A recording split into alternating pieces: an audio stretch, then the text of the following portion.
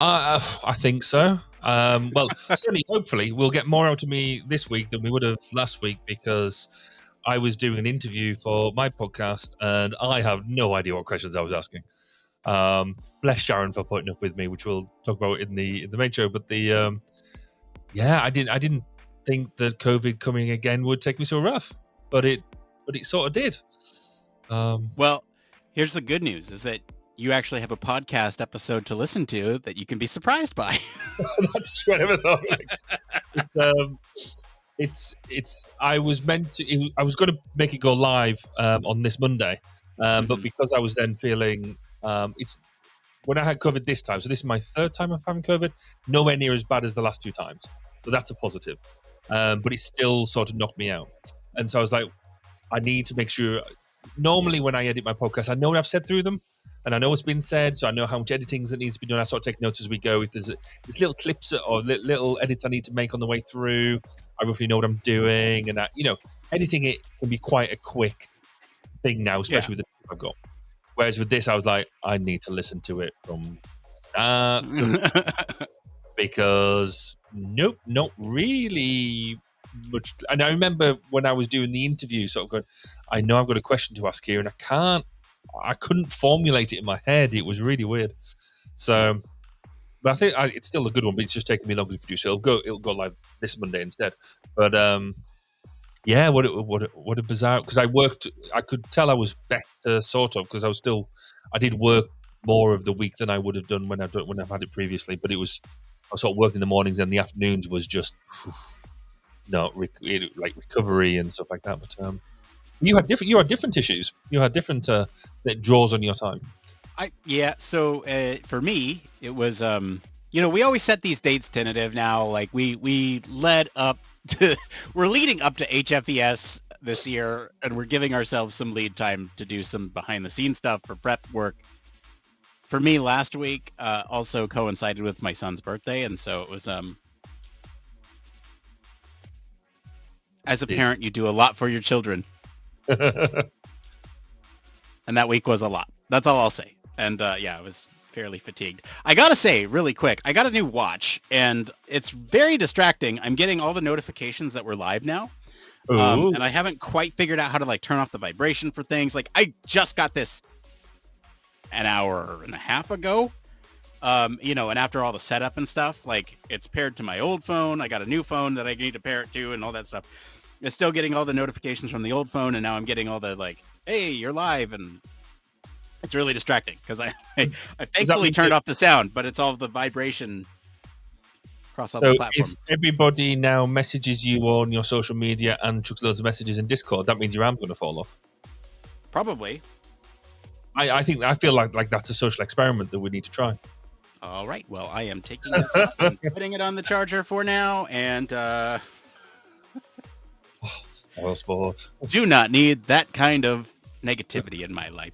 I think it was also on too tight. You could probably see the lines. You can, yes. Yeah. That was very... I went 6 months without wearing a watch, and my skin around that area has never looked better. I've just started wearing a watch again, guys, because I've got an Apple Watch, but that's like the very first Apple Watch, and it's now what 12, 13, something like, or was it 8, 9, something like that. Anyway, it's moved on. So I stopped wearing it because basically the apps wouldn't work. I could control things like my car from my phone and stuff like that. But I just don't because it's not the latest model. So I've actually gone back to wearing because some of the work I've been doing as well means I can't take smartphones into some of the areas I'm working in. So I've had to go back to old school sort of. So, because normally, I mean, I don't really need a watch that much anymore. Not, your time's on your phone and all that sort of stuff. But as I'm going, can't take phones. So, yeah, it's. I totally forgot about that. Yeah, no, like it's really a thing. You got to take off everything that has any sort of connectivity on it before you go into those spaces. And it's like I completely forgot about that because I switched from government to industry like a couple of years ago, and I completely forgot about that. Thank you for reminding me. It's well, a place I went to this week. I need because I've got some of the Apple tracking the AirTags in. Like I've got an AirTag in my wallet, I've got an AirTag on my keys, just because actually it's quite useful. And we were going past the things. And I was like, yeah, I don't have a watch on, so that's but I do have AirTags everywhere. They probably won't set anything off, but just in case, so ram all the stuff in the security locker. But it's good fun though. You better not you better not be like that Lego guy from the first Lego movie. Where are my pants? And tag your pants. I think I might get slightly odd looks. Well, maybe not. You know, who knows? Who knows? So we've got an interesting topic this week. In fact, I feel ever so slightly triggered by it. Good. I was hoping you would. Because I think that whoever wrote this article felt like they needed to get something off their chest and just doesn't like AI, or they feel like they're about to lose their job or something. Look, I love the perspective. I love the innocence.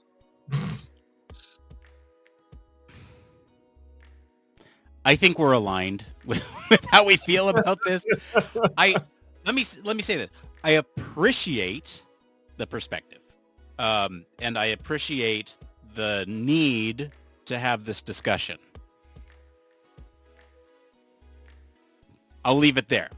The story tonight: dark side of quick wins, and long story short, talking about using, I guess, summative AI to summarize articles and books and things.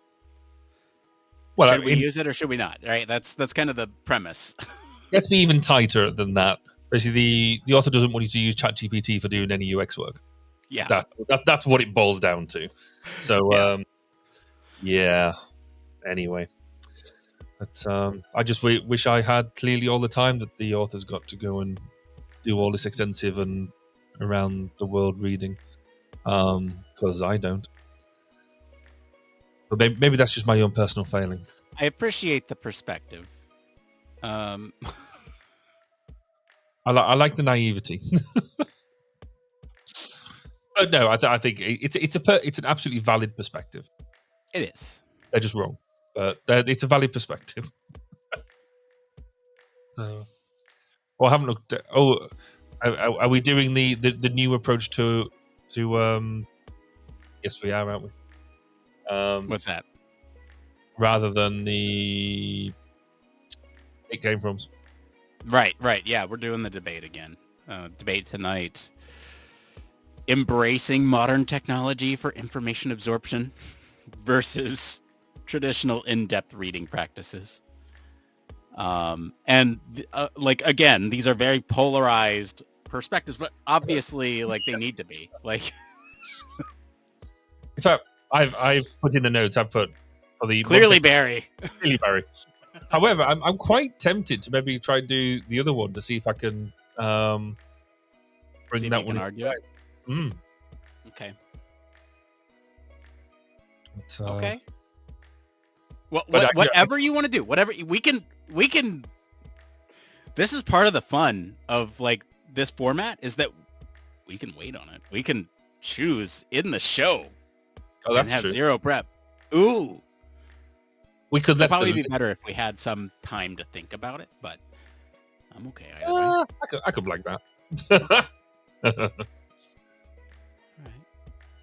Well, really, because if you're doing debating society properly, then you do it on the flip of the coin, wouldn't you?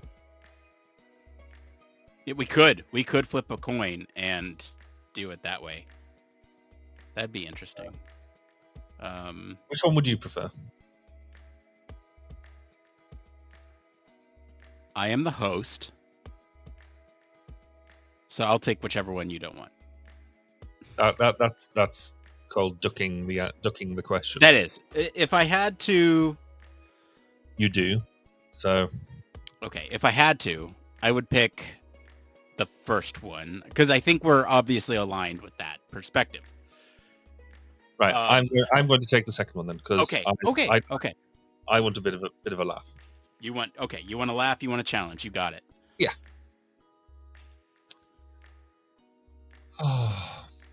And I've had because I was doing I've had a long time in the car today, and then ended up getting home, and so I've had a bit of a sleep this afternoon, or early evening, and I've had some caffeine, so I'm ready to go. So it's all good. Rather than come to this like I usually do, going it's the end of a long day and I'm really tired. So, he says, despite yawning. Well, it's like the middle of the day for me, and I'm really tired. So I don't know what that says about where I'm at. Oh man. Okay. So in the pre-show, I mentioned to Barry, I got the new Pixel 8 Pro, and this thing is like built for AI. Speaking of AI tonight, the story. And one thing that I was trying to do was there's this new feature that allows you to kind of pick the best take from multiple photos. Like, let's say you like everything about one photo except your face. You can kind of touch the face and it'll change the face, cycle through photos that have been taken around the same time and stitch it together using AI. And I was trying to do that live right now. But it says editing tools will be installed soon. Please check back later. So I guess I don't get that right now. Although the front-facing camera, this is the front-facing camera. That's pretty good. Like it doesn't. The quality does not transfer right now as I'm showing it to you through a camera, but it's pretty good quality. Awesome. Yeah. The thing that I do not like about setting up a new phone is all the transfer. Like they've made it as seamless as they can, but there's like a lot of I don't know. I just wish it could transfer all the logins, because you got you have all the apps, and then you have to re-log into all those apps. And if it's built into the ecosystem, so like Google, they'll log you in. It's fine. But the thing that doesn't transfer is like the other stuff, the non-Google stuff. So I've transitioned to using a password manager. Yeah. That does probably 99% of that stuff. It still needs a little bit, and it actually the deployment of it on a handheld device, so like a phone and things like that, is actually pretty good now. It wasn't. I think I've been using it maybe a year now. Is it a year? Possibly. So when we first started using it, it was a bit clunky. Whereas now the integration into certainly the Apple ecosystem, where you have passwords, you can get it to actually point to that as the password thing, and the way it gets you to generate it is really good. So I'm actually getting to like that quite a lot. I didn't want to rely on the Apple keychain or the Google logins, because if your Google gets hacked, then you're a bit. Yeah. So I wanted something else that, just again, because the type of work we do, I wanted something else that I could then control in other means and use in different ecosystems. Yeah, that was funny too, because as I was transferring phones, they download all the stuff from your old phone, but with the apps, what they'll do is just like give you the list of apps, and it'll just like background load them, download them. And what's funny is that like as it transferred, my password manager did not transfer yet. The thing you need. Trying to log into things, and I was like, oh, it's not here. Yeah. And like the authentication is weird because like I haven't transferred my SIM yet, and so all the like verification stuff is coming in through my old phone, and then I have to look at that and verify it there, and then transfer it to my new phone. And then also, like I said, I got this watch with the package too, and it's like it's doing all the notifications off the old phone, and so like the notifications everywhere, and it's information overload right now. But hopefully, I think this is possibly why I've stayed now with Apple phones for so long.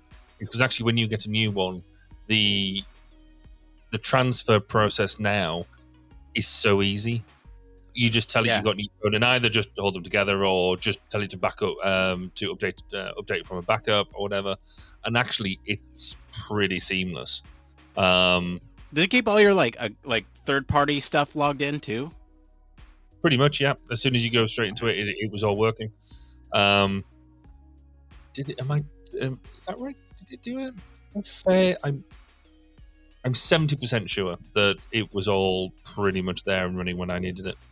Did I have to log into stuff? I'm fairly sure I didn't, because we got new phones early this year. But I mean, for me, that's the downside of the Apple stuff, is because the phones change so in real terms very little. Because it still is what it is, and I don't think there's some new cool tools with it, but not earth-shattering stuff like when you updated from the iPhone 3 to the iPhone 3GS and that sort of stuff. Now it's just very minor incremental changes. You can be slightly thinner. So the big thing for me, and I'm really excited about, speaking of thinner, my old phone apparently had this, but I didn't use it, or I didn't realize that I could have done this, and it wasn't the MagSafe stuff. This one has MagSafe in it. Yeah. And so you can see it right there through the case, and it like transfers through the case, and I got the thing for the car and everything, so I can just throw it up there and it'll charge. Oh, so good. I'm excited for that. Yeah, that is quite, I mean, yeah, Apple's had that for I think for my last couple of phones. And if you get the right sort of car charger, I don't like using just the MagSafe on its own, because if you turn a corner, it just slide off and stuff. But I've got a really cool holder that is quite a minimal holder, that you put it in. It just supports it enough, and does the charging and stuff. It's really quite pleasant. But it also closes the holder at the same time. I had to look for a magnet that was powerful enough, because that was a lot of the like criticisms of some of the ones that I was looking at. I was like, which ones are going to actually hold the thing to it? And I was looking for phones that were similar size and weight to this phone, and what people were saying about that. And so I found one, and it holds my old phone, which is actually heavier than that one, snug and fit, and it doesn't move. And that's just like what I have on my old phone is just like a metal plate built in, or not even built into it. Like literally, here's my old phone case. Like it's just loose leaf in there. It's just a metal plate, and it's like not even that big. And it stuck to that. And it was fine. And so I'm thinking that, this new one with a MagSafe thing built in is going to be even better. Hopefully. We'll see. I haven't tested it yet.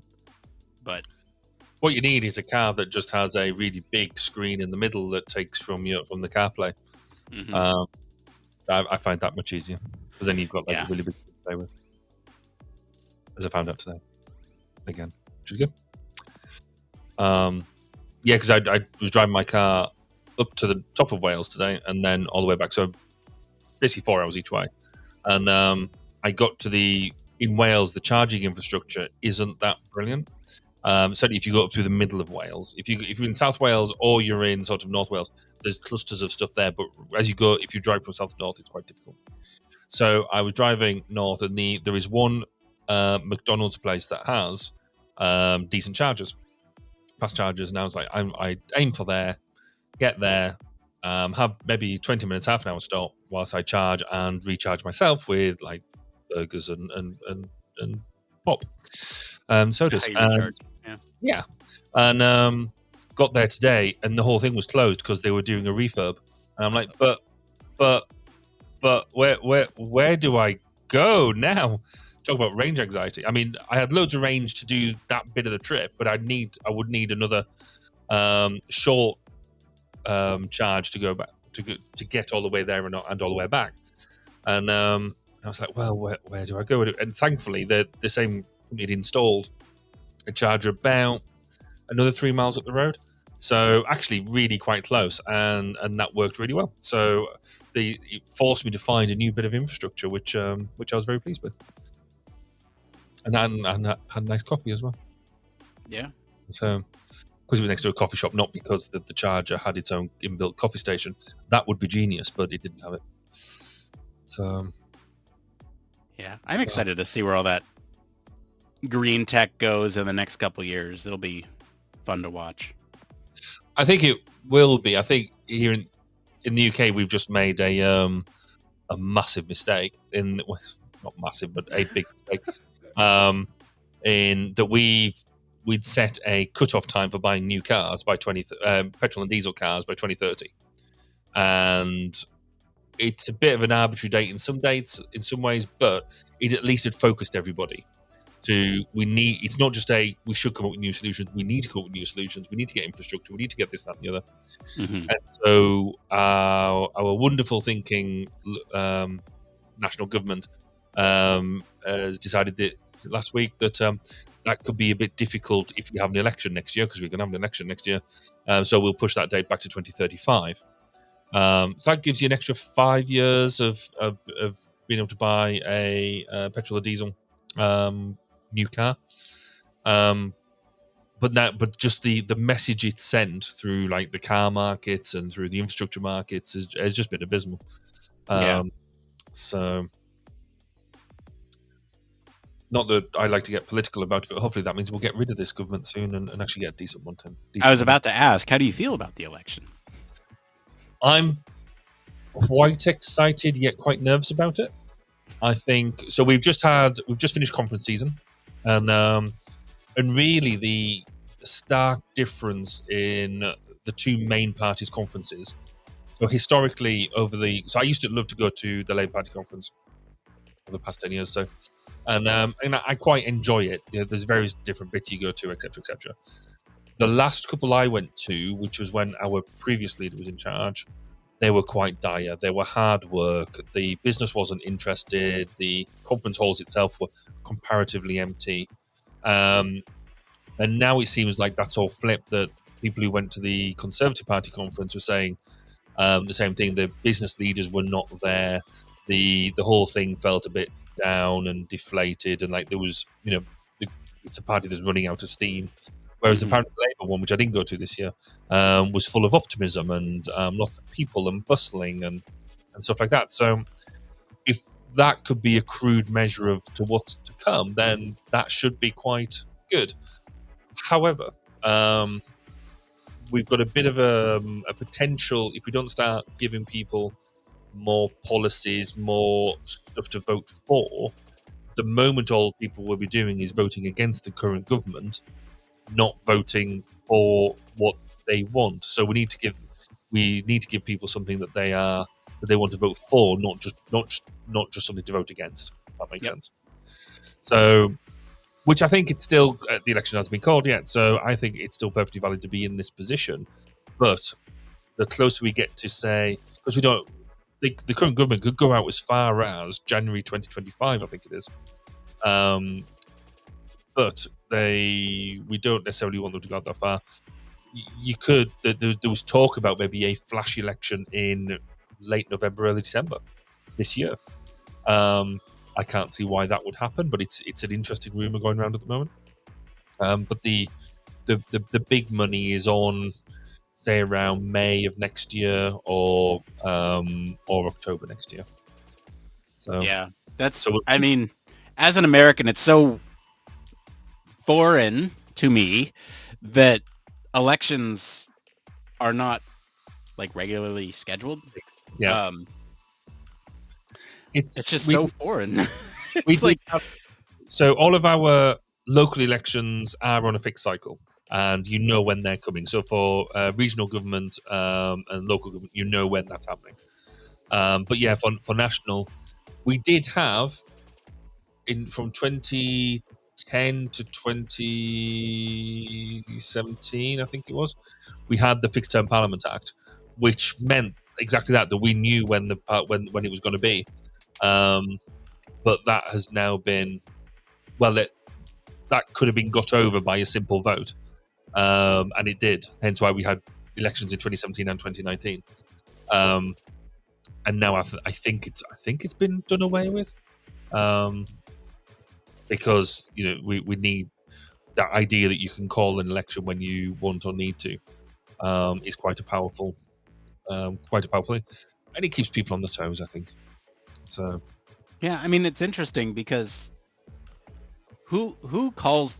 It's the party in power that calls the election, right? So they can kind of time it. specifically, it's a prime minister, yes, and so they can time it to. It kind of goes. So there is a maximum period. I think it's Right. 5 years. You can't go more than 5 years without a general election. Hence why we know at the latest it would have to be in January 2025. So there is that. However, yes, you can then put it to. There's a number of ways it can be sort of triggered. So, like a vote of no confidence in the government. If the government loses a vote of no confidence, it is then a incumbent on the prime minister to then go to the country. I don't think they necessarily have to, but it's in the unwritten constitution, sort of the unwritten rules, and then there's different elements there as well. So if the prime minister might be strongly encouraged by his own members to by their own members to go to the country, or the flip side is true. If they're doing really, really well, then it's an opportunity to go to and consolidate, which is what Theresa May did in 2017? Yes, when she went in 2017, she was riding high in the polls, thought she could beat the Labour Party at that time because the party was doing very poorly in the polls, and she lost her majority. She still retained power, but it was much damaged and much maligned. Right. So that it can go wrong for you. Yeah. But anyway, that I'm sure that's the good political discourse that people coming onto this podcast want to come and hear. Absolutely do. I mean, what's more human than politics? Well, it is. Well, it's one of the reasons I got and still do try to get involved. Is we try and bring it back to like numbers of almost autonomous votes. You look at people's the people that what the vote weightings are and all that sort of stuff, and you get into what the polls say, what the votes say, what people's majorities are, and that type of thing. But actually, it's all about footwork of convincing each and every voter to vote in a certain way. And everybody has different priorities and things like that. So I think it's a very human thing, and I think we do it injustice when we just break it back down to numbers, even though invariably the numbers do actually work. So, yes. I'm looking at the calendar, Barry. Uh-oh. You want to organize things, don't you? No. Okay. I just can't believe that 2 weeks from right now, there will be a live stream from HFES. I can't believe it's like in a week that I'll be traveling out there. That, well, just about a week. Just over a week. Yeah. I just can't believe it's like almost here. And I feel like every year, massively underprepared. I can't wait to see everybody there. Have we decided on a day yet, or is that still in the air? Thursday is the day. So the 26th. Good. The 26th. Yeah, and it will start at 8 a.m. Eastern, which is 5 a.m. Pacific, which is for you minus 12 plus 3. Let's see. So it'd be 1 p.m. for you, I think. That's not what we did last time. Or maybe it is. I think it is. I thought I started later or earlier than that. Okay. Maybe we started at noon last time. Your time. I'm not sure. Maybe. So anyway, we'll figure it all out. And I'm not sure quite what the live stream setup will be. We're going to change our approach this year a little bit. So there's going to be a lot more of like going around the conference and taking remote video and polishing that up every night, which is why we're doing it on Thursday. So that way we can kind of air pre-recorded segments that we've captured throughout the week to get a lot of different perspectives throughout the conference. So hopefully it's going to be in more locations. So you'll see like a poster session in there. You'll probably see some of the opening reception. You'll probably see a lot of different things in there that you didn't see last time. And it'll be quite different, I think. And we're going to try something different. It's not going to be as long, I don't think, as last year. But I think there will be more variety. And we'll still do interviews and all that. But I think there's just going to be a little bit more variety this year. That's kind of the hope. Cool. Well, that was a loud notification there. Let me just those.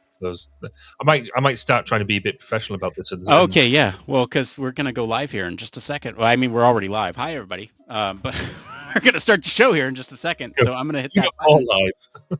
You go even. We're going to... Hit it. I'm going to go live even harder. Okay, here we go.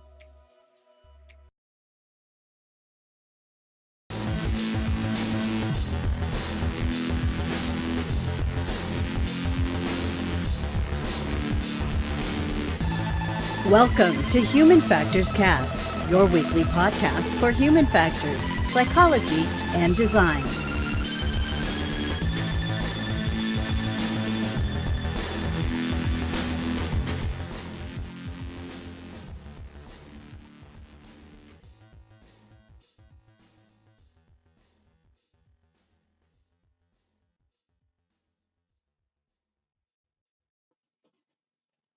What's up, dudes? What's up, bros? How's it going, everybody? We're recording this episode on October 12th, 2023. This is Human Factors Cast. I'm your dude, bro, host, Nick Roome, joined today by Mr. Barry Kirby. Who is this, and what have you done with Nick? Can you bring him back? No, I'm here. This is me. You're buzzed. This is what happens when you have a couple of weeks off. You get all loosey-goosey. Yeah. I mean, look, there's a lot of excitement in the air. We got HFES. We just talked about it in the pre-show, but we got HFES coming up. We're back after being off for a couple of weeks. So yes, I'm in a good mood. We got an awesome show lined up for you all tonight. We're going to be diving into the world of UX and human factors and exploring how quick wins can sometimes lead us astray. Maybe. We'll talk. Later, we'll be debating modern technology such as AI summarization, speed reading, speed listening tools. Can we embrace this as a primary method for absorbing and understanding literature, or should traditional in-depth reading practices be preserved? All that and more. But first, I did just mention HFES is like in a week and a half. We'll be there. Heidi and I will be there in person. Stop by, say hi. We're going to be in the conference all throughout the week. I'm going to be recording. I got my mobile setup here. I'm going to take my UX usability setup. I'm going to be out there around the conference. If you see me, come say hi. I'd love to talk to you and get your thoughts about the conference. There's some exciting announcements that I know of that are coming this year. So I would love to hear all of your thoughts and input on that. And if you want, I can record it and I'll put it up on our special live stream that happens Thursday at 8 a.m. Eastern. And that's October 26th. Thursday, October 26th at 8 a.m. Eastern. We will be live streaming. Hopefully this year, like I mentioned in the pre-show, there's going to be a little bit more variety. It's not just going to be interviews this time. Hopefully you'll see a little bit more representation from the conference itself. So we're hoping to get video and audio from different sessions and like the poster session, the opening reception, potentially some more. I don't want to promise anything, but potentially some, discussion topics and all that stuff. So stay tuned. We'll be there. Come by, say hi. But Barry, what's been going on at 1202? It's been a while since we checked in. It has been a while because I've been having a bit of a hiatus. But next week we have a new interview going live. We've actually got one with Sharon Todd, the current president of the Human Factors and Ergonomics Society of Australia.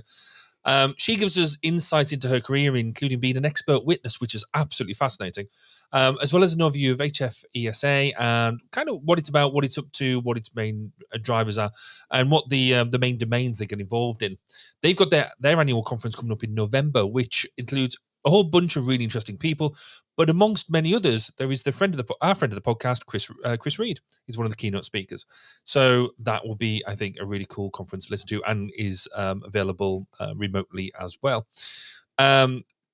What we say in that podcast will be as much of a surprise to me as well as everybody else, because I had COVID whilst interviewing Sharon. She did a fantastic job in keeping me on track, and I can't wait to actually hear what I actually asked her.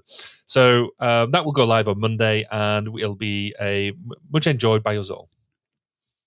Well, great. Well, I'm glad you're back, and I'm glad you're feeling better. And I think we teased it enough, so let's get into the news.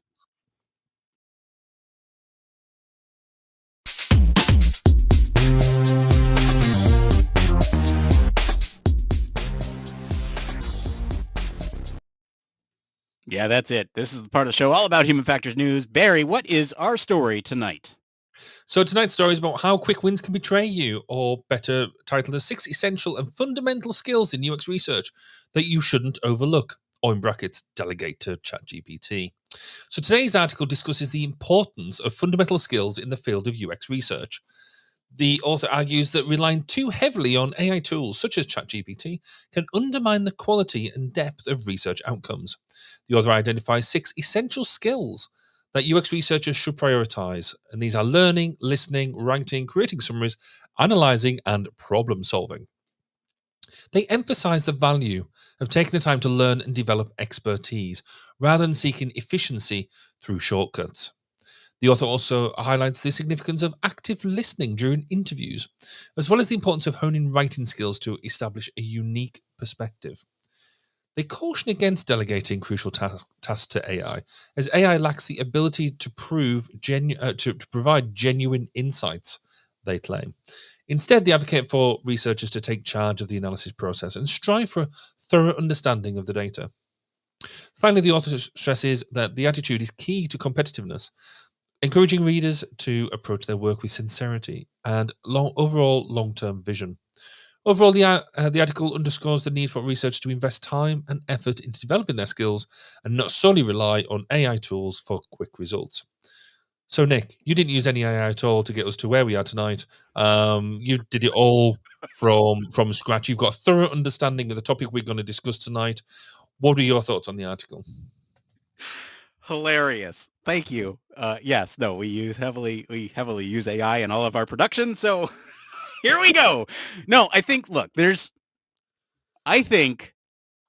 there is a valid argument to be had here where the push for efficiency and speed might actually be contributing to intellectual laziness, or however you want to phrase this, to where you're sort of outsourcing this cognitive effort that you would use to sit down and process something in your research.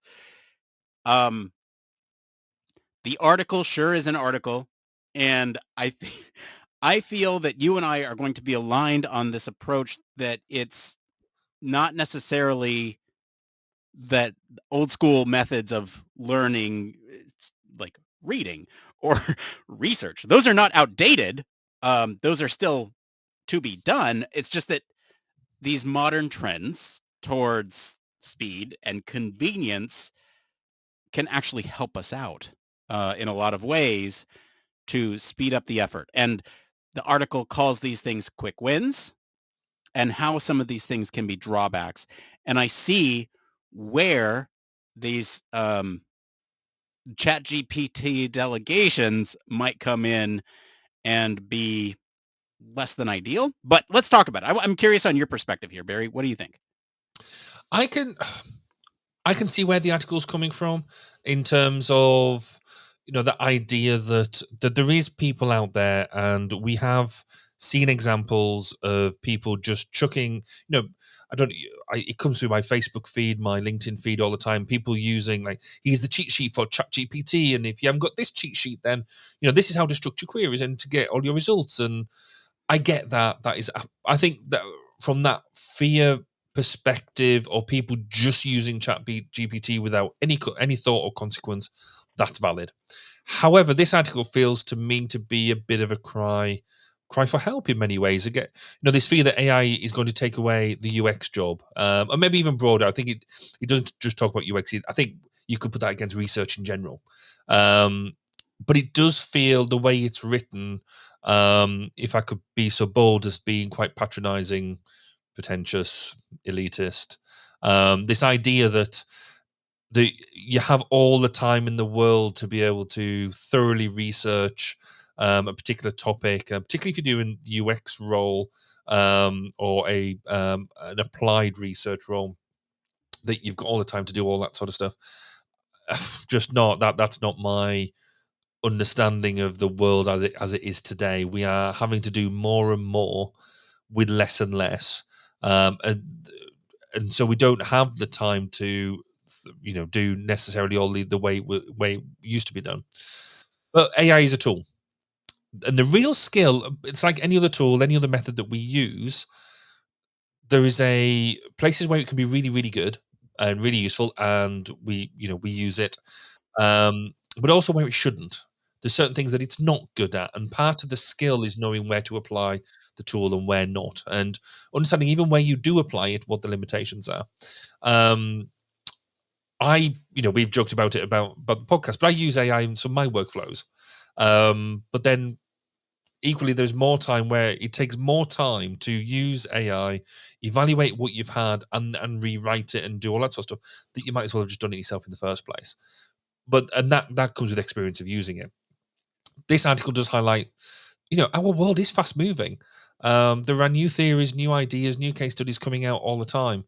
But I also feel that it's knowledge shaming, which is a phrase that I just made up purely for this for this review.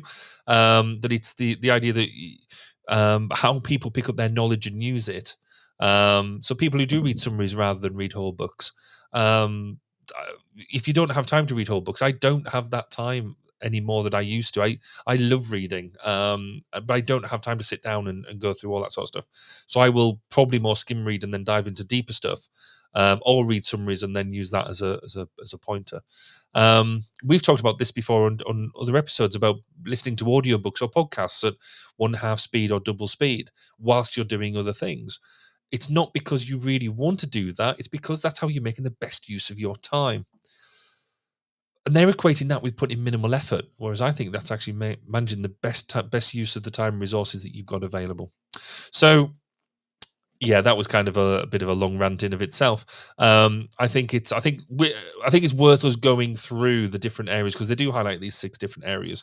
But overall, I think I agree with you that the principles behind it are not necessarily wrong, but that there is stuff to be done.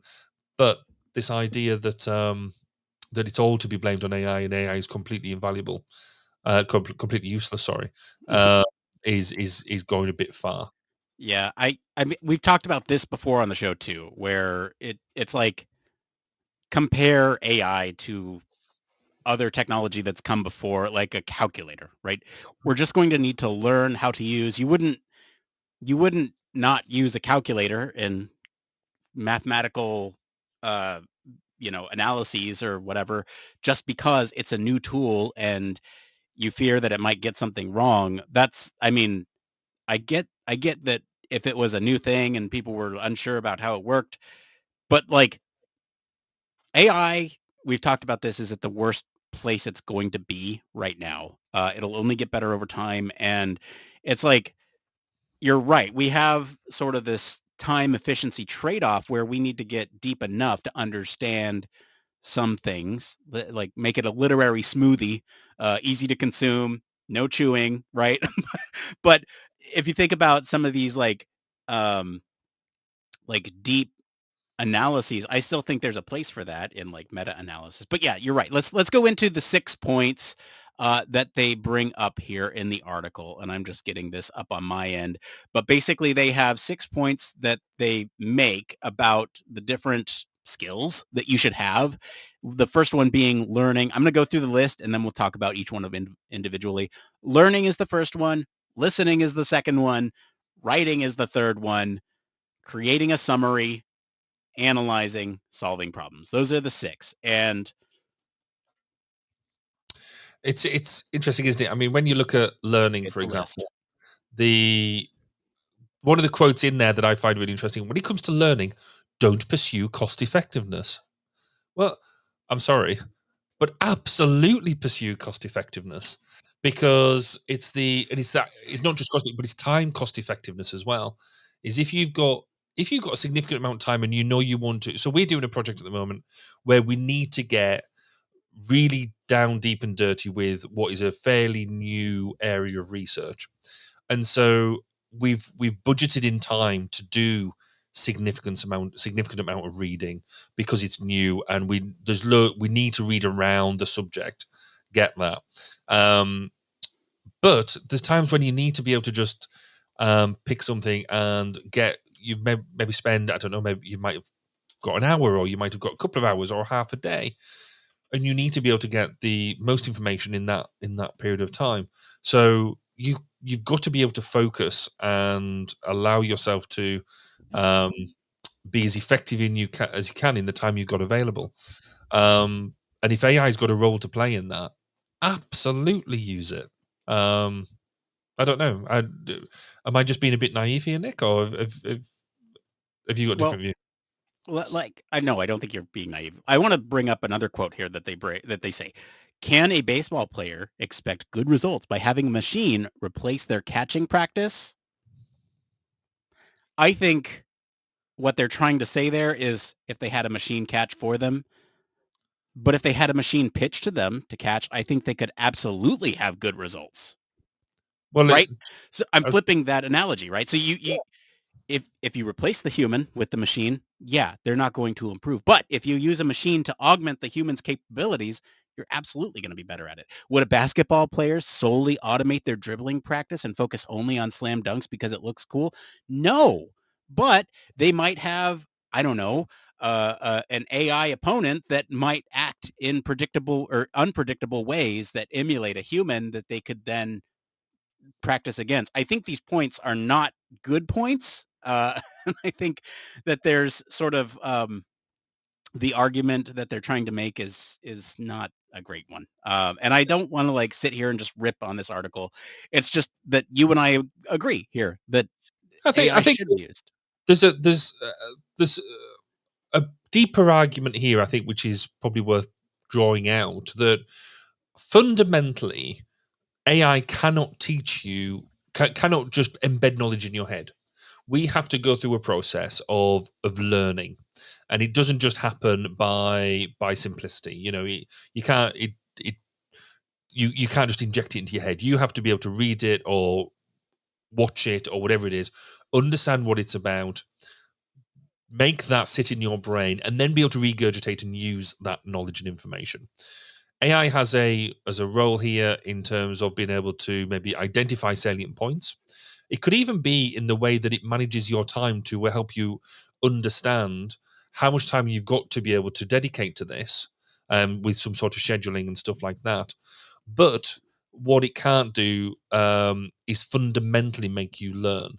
That is a role that is individual to everybody. Some people read stuff and almost by osmosis take it in, particularly like really experienced academics can read a paper, take that in and summarize it brilliantly because they're very experienced at it, and writing papers, which we'll come to later.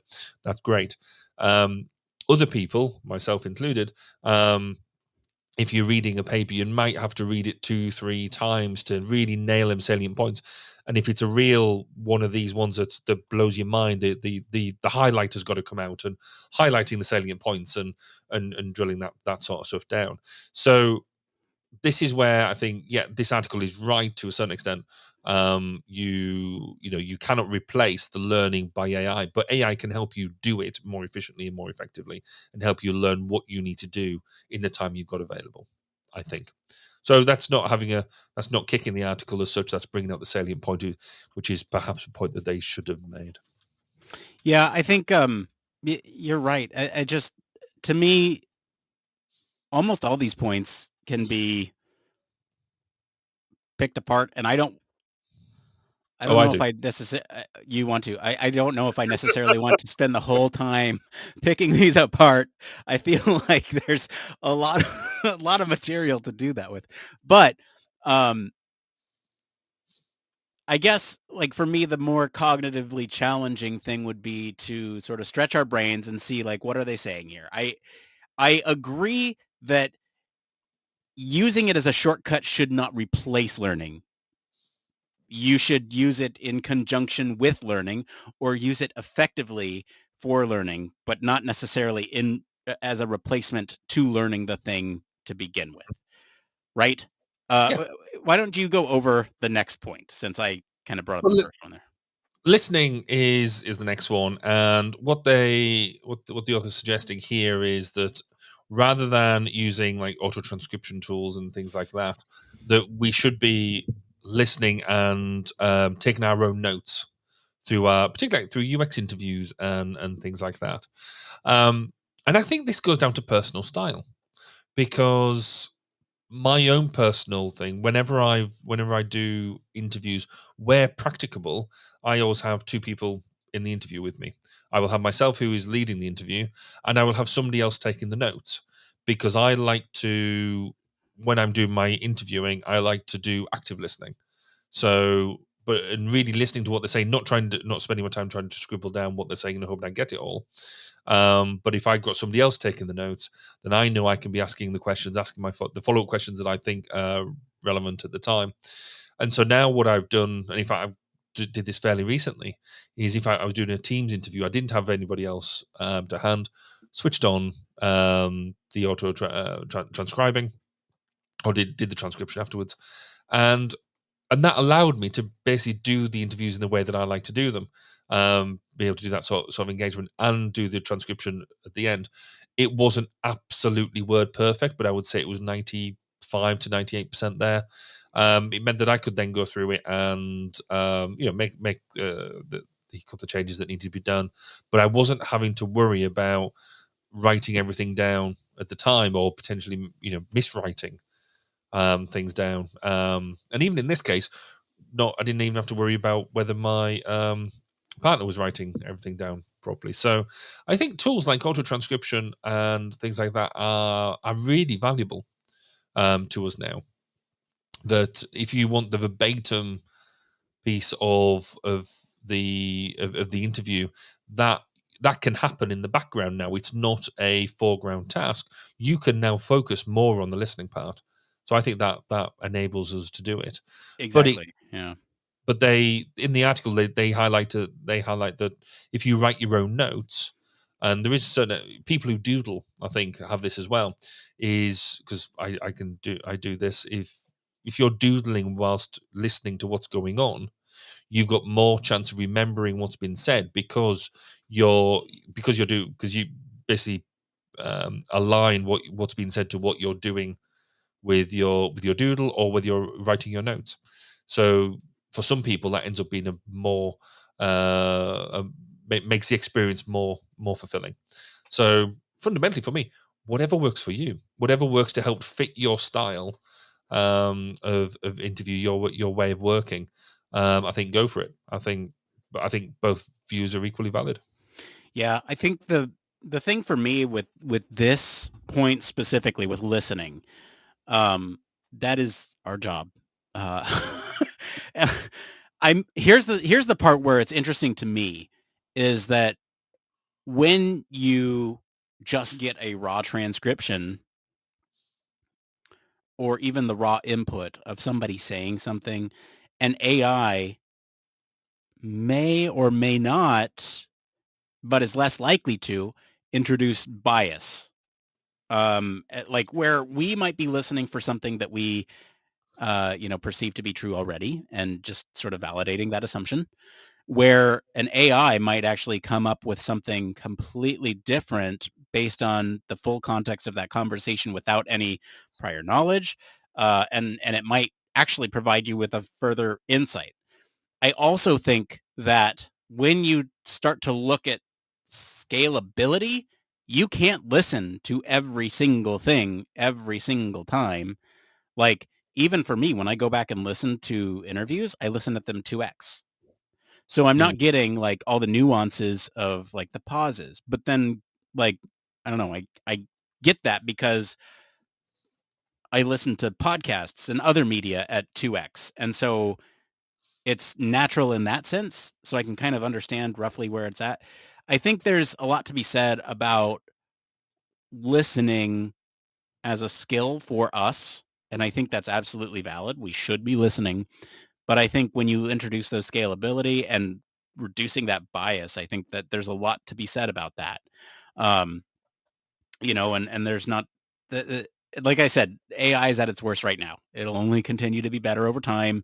It'll it'll start to recognize speech patterns better, idioms, and sort of the underlying intent of different speech ticks. I don't even know what to call them. But I think those insights will become more refined over time, especially if you feed them through an AI system that starts, that learning, listening itself. I'm going to move on to the next one here. The next point that they make is, pull up my article. I just missed it. Hold on. Learning, listening, writing. Okay. Let's talk about writing because this one's fun for me. I hate writing. It's the worst. And the thing for me is that when I look at a blank slate, it's intimidating. When I look at the podcast notes, and if somebody were to say, Nick, put together some podcast notes for an upcoming show on this topic, I would go, what do we normally do? And then I would start to think about a template. Okay. So I use templates to begin with. And that gives you structure, but it doesn't necessarily give you the language. And so you can start to fill in that template with language.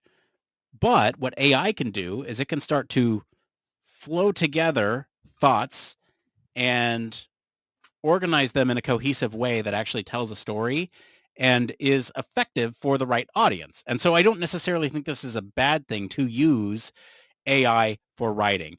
I think, or at least for a first draft, I should say. In its current state right now, I think a first draft is fine as long as you review it for accuracy and truth and not just accept it as fact, because I think AI is prone to hallucination. And that is, I think, where the author is trying to get here is if you just let AI run wild and write something, it could hallucinate and link together a couple different facts that are not necessarily true. They also mentioned that writing skills are important. Yes, I agree, but too important to delegate to AI? I don't think so. I think if you can convey to an AI what your perspective is and ask it to write in that perspective or your tone of voice, you can do that with AI. It just seems like I don't know. I feel like this is just too much self-reliance. Like it takes too much time to do it. Am I crazy here? No, I think you're right. I mean, it's interesting because to quote a bit of the article, it states, however, it is quite obvious when you use a chatbot for writing. There are tools available that can detect whether your text was written by AI or not. If you work at an agency or a consultancy where you offer design services to clients, imagine the consequences if your clients discovered that your work was entirely composed by a chatbot. Would they trust you and be willing to pay for future projects? Now, I was quite intrigued by this paragraph, this phrase, because actually, when they said it's obvious when you use chatbot for AI writing. Now, both me and you, when we play around with stuff, we know when something is written by chatbot because we use it quite extensively, and you just know with the structure way things are put together. Overall, oh yeah, in the main, but the fact that they say in this, it's obvious there are tools available that can help you detect it. Well, actually, that means that it's not actually obvious in the mainstream.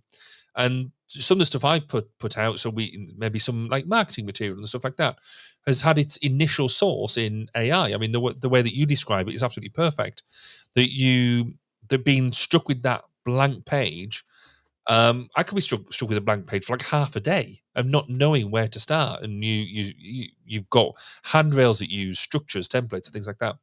Whereas now you can chuck it into ChatGPT and say, right, I want to write something about this. Where do we go?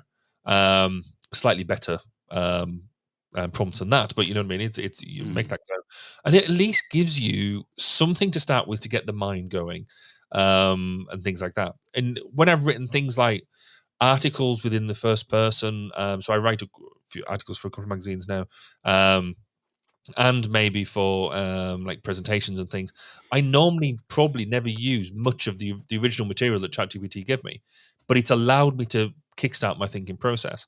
But fundamentally, if they're saying that you need a tool to detect it, it's then not obvious. So we need to be able to say, it kind of goes back to what I said at the beginning, that the people who are using ChatGPT and stuff as their final product, yes, they're the ones who need to be highlighting that that's not the way that you should be using the tools at the moment.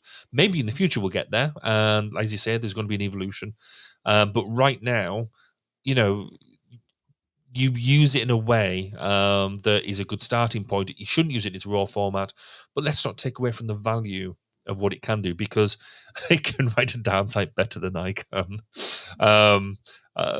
quite a lot of the time. So I like having the initial ideas, being able to put them into ChatGPT, and it allow me to take me on a journey of me producing a final product. Okay, so we're halfway through this list. I want to make Cool. sure we have time to address every single thing here, because I feel that in this article, they almost start with the weakest evidence up front. Yeah. And I almost feel like the last three, or specifically the last two, are the strongest points. So I want to get to those, but I know you have strong opinions on four. Do you want to go over four, creating a summary? Well, I mean, creating summaries for me is almost where AI is strongest. The fact that you can pump your stuff into it and it will bring out decent summaries for you. Now, again, it's a tool. It's not the be all and end all. But what I really like it for, and I didn't really value it for until I did I would say, last 7 or 8 sets of interviews, most recently within the past few months, that it can really help. And you mentioned it earlier, identify potential bias. It's caught me out that I mean, I'm not saying I'm brilliant at this sort of thing, but I didn't realize certain elements of where I was inflicting my own bias on some of these interview summaries, and it's brought out some of these bits. I was like, that's really, really valuable. That's really good. That's improved the quality of my research. And so I now make it practice that I still make my own summaries, because I think there is value in doing that. You have to get stuck into your own research at some point. And the summary for me is the first really good point of doing that, because you get in, you actually look at what you've got, you bring it together, and you have to sum it up. And so, but I'm now making it a real standard thing that I'll do my own summaries, but I will also run it through something like ChatGPT, because they should roughly tally up. Or it'll bring out some ideas that I hadn't necessarily thought about, or maybe I've couched them in a different way, or it will couch some of my ideas in a different way, and it allows me the opportunity to think about why it did that. I might disagree with it, but it allows me to think about it.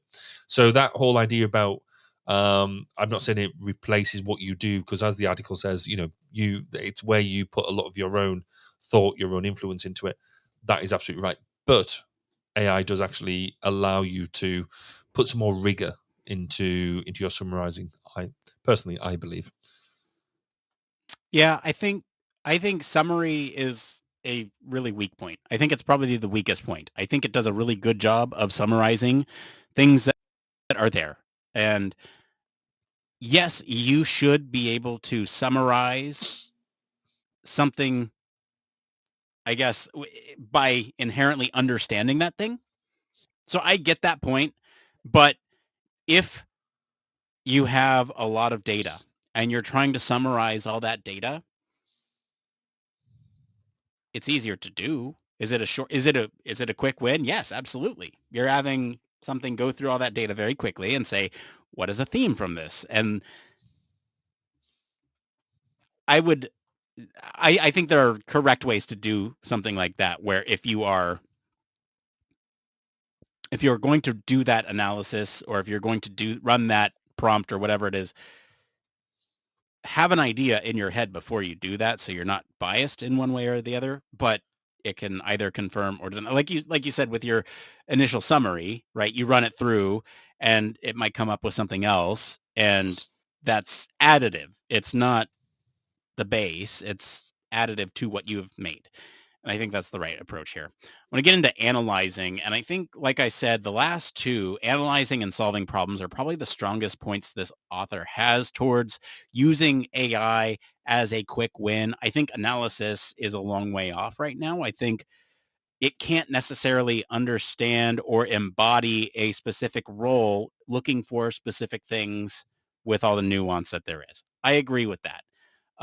However, there are certain analysis tasks that it can handle, such as summarization, um, or even reporting on an analysis. Mm-hmm. If you want to say, like, make this APA format, really, you're going to say, well, I can't use AI to do that, like verify, but like, instead of hand jamming it, why not just use a shortcut and get in there and do it?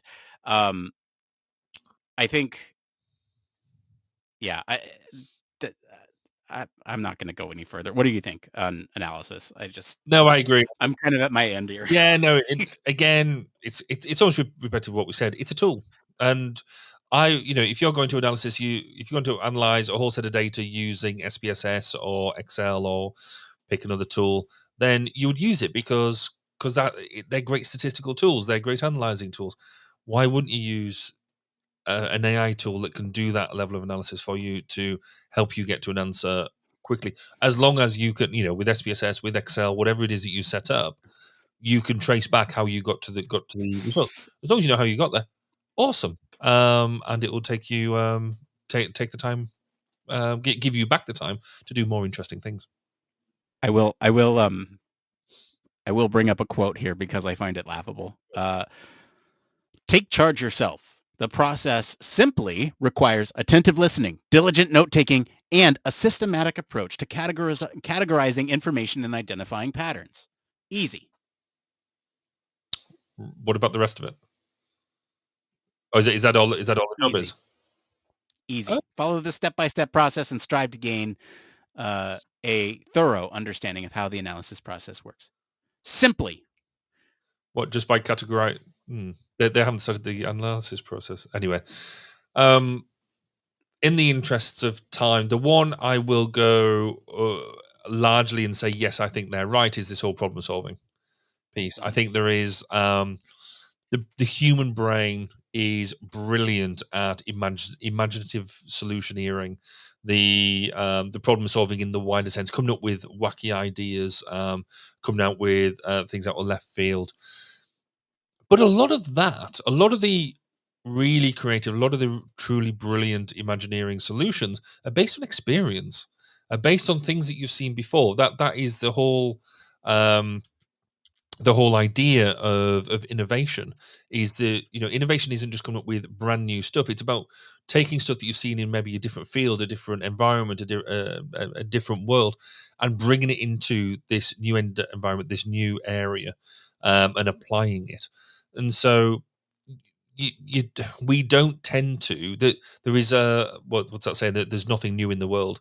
You don't just look at a problem, come up with a miraculous solution. You come up with something that you've maybe seen before and apply it here. And this is where the likes of ChatGPT, we talk about that level of AI, would struggle, because they can only really analyze what's there, or say what's happened since before 2021. We could argue or discuss about the future, where we're looking at artificial general intelligence, things like that, where Professor Paul Salmon scares me every time. But where we're at the moment, we don't really have AI there that will give you that spark, that light bulb moment, I don't think. But again, it can help. It can help you get along the way. But this is where the human brain is still brilliant at doing this sort of stuff. Mm-hmm. And I don't necessarily think it's like an all or nothing either. I think AI can still be used here. You can prompt it in a way that says, how might somebody in this role handle this type of information? And it might give you different insights and how other people might think about it. And you and I have talked before, innovation being sort of an application of one solution from one domain to another domain. Mm-hmm. And that might get you there. So I don't want to go too deep into this because you're right, we're short on time. But I think overall, this article it doesn't hit the mark for me. I think there are some good points here that, like, yeah, don't let it do everything, but to completely write it off is just something that's impractical with where we're going with technology. And I think that there's like a lot to be said for learning to use these tools in ways that augment these things that this person is talking about. Because, yeah, flat out, AI can't do all this. You're right. But it can augment and help us with those short wins. So I don't think this is necessarily a dark side. I think this is, you need to learn how to use the force here to really do well. Final thoughts, Barry? Yeah, I guess the article itself I felt was just a slightly pious attitude to this. It doesn't really express. Nowhere through the article does it say why actually using it is a bad thing. It doesn't say that you're going to get necessarily bad results. Which I think what we've highlighted through what we've talked about, you can actually get bad results if you don't use it properly. And as you quite rightly say, it is a tool that needs to be used in a measured way, and you need to learn about where it's good, where it's bad, and where to stop, and what the human intervention needs to be. The fundamental thing this mentions ChatGPT quite a lot is this whole idea now around prompt engineering, and I think that is an art as much as a skill. If you just put in a simple prompt that says, "Give me that," write up this article, it will give you something akin to that. But the more nuanced you make your prompt, the more you work on your own experience of developing a better prompt, which takes time, it takes effort. Then you do get better results. So it's not just this idea that ChatGPT is just a simple, quick win. Actually, if you use it well, you have to put time into it. In the same way that I would use, put time into learning how to use a method properly, from NASA TLX all the way through to writing a literature review. So it's a tool, as you quite rightly say. It's not going to change our world, but hopefully it'll make it a bit better and enable us to do more stuff. I can't wait to see what ChatGPT says about this transcript. All right. Thank you to our patrons for selecting our topic. And thank you to our friends over at UX Collective. I don't know if they'll be our friends after this one. For our news story this week, if you want to follow along, we do post the links to the original articles and our weekly roundups in our blog. You can also join us in our Discord for more discussion on these stories and much more. We're going to take a quick break, and then we're going to do that thing that we did last time that turned out to be okay. So stay tuned. Are you tired of boring lectures and textbooks on human factors and UX? Well, grab your headphones and get ready for a wild ride with the Human Factors Minute podcast. Each minute is like a mini crash course packed with valuable insights and information on various organizations, conferences, usability methods, theories, models, certifications, tools, and much more. We'll take you on a journey through the fascinating world of human factors, from the ancient history to the latest trends and developments. Listen in as we explore the field and discover new ways to enhance the user experience. From the Think Aloud protocol to the critical incident technique, focus groups, iterative design, we'll make sure that you're the smartest person in the room. Tune in on the 10th, the 20th, and the last day of every month for a new and interesting tidbit related to human factors. Don't miss out on the Human Factors Minute podcast, your ultimate source for all things human factors. Human Factors Cast brings you the best in human factors news, interviews, conference coverage, and overall fun conversations into each and every episode we produce. But we can't do it without you.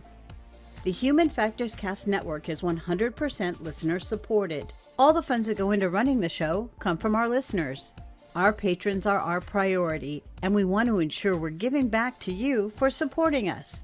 Pledges start at just $1 per month and include rewards like access to our monthly Q&As with the hosts, personalized professional reviews, and access to the full library of Human Factors Minute, a weekly podcast where the hosts break down unique, obscure, and interesting human factors topics in just 1 minute. Patreon rewards are always evolving, so stop by patreon.com/humanfactorscast to see what support level may be right for you. Thank you, and remember, it depends.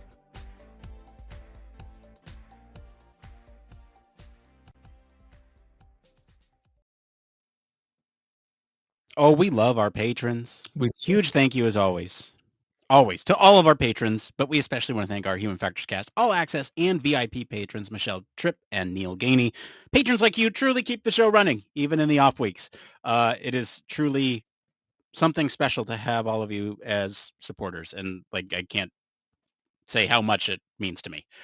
But we have something else to talk about. Hey, do you know we have a merch store? I'm going to do away with the AI written ads for this one. Do you want to look sexy for HFES? Because that's next week. Or no, 2 weeks from now. Do you want to look sexy?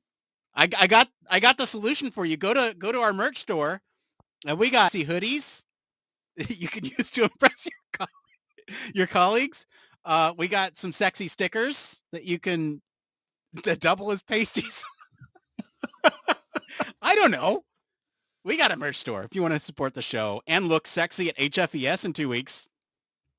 You might have to pay for expedited shipping, but how cool would it be to have a whole bunch of people turn up to HFES in Human Factors Cast hoodies and T-shirts and beanies and things like that, just showing their support for the Human Factors community around the world? That'd be awesome. That'd be brilliant. We have like other stuff on that store that is not just our logo. We have like It Depends all over the place. We have I'm gonna Human Factors the out of this. There's no such thing as human error, user error. Like there's a bunch of cool stuff up there that's like based in Human Factors culture. So go check it out. That's my plug. You want to look sexy for HFES. Good and show. You want to impress? Go to the Human Factors Cast merch store. All right. I still don't have an intro for this. It came from the debate stage. We could do that.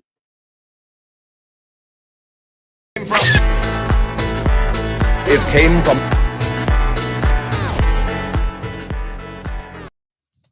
That graphic is so dumb that it doesn't fit anymore with the debates. But the music is really cool. I really like the music. I'm going to keep the music. Absolutely. Yeah, no, I like the audio. It's just the visual. And I joked about this with Blake a long time ago. Like that visual sucks. Okay. We have a debate topic for tonight. Okay, you ready for this? This one's going to be related to the show that we just had. Should modern technology such as AI summarization and speed reading or speed listening tools be embraced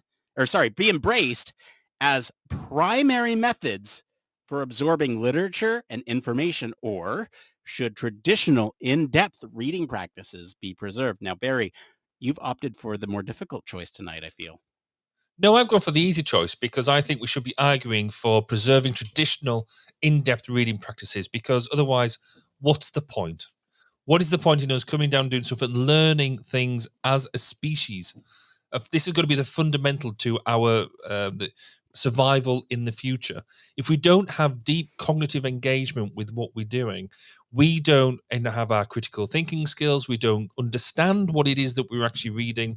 We can never be empathetic with the people that we are listening to, engaging with, gaining the knowledge from, and all them other cognitive skills that if you're just doing a superficial review, or you're just half listening to what people are saying, or you're getting your fancy AI tools just to do all the work for you, you don't get that depth, that level of knowledge. Your brain has to go through them simple processes of engaging with the material that you're working with, to allow the neurons within your brain to make the connections that you need in order to not only just develop a way of putting a report out there, but you need to get that longer term understanding of what you're doing and being able to regurgitate, but also use in future future endeavors in a way that will allow you to solve the problems of the future. So that's me done. I've clearly won. Okay, you win. Thank you. All right. Well, let me start with my opening statements here.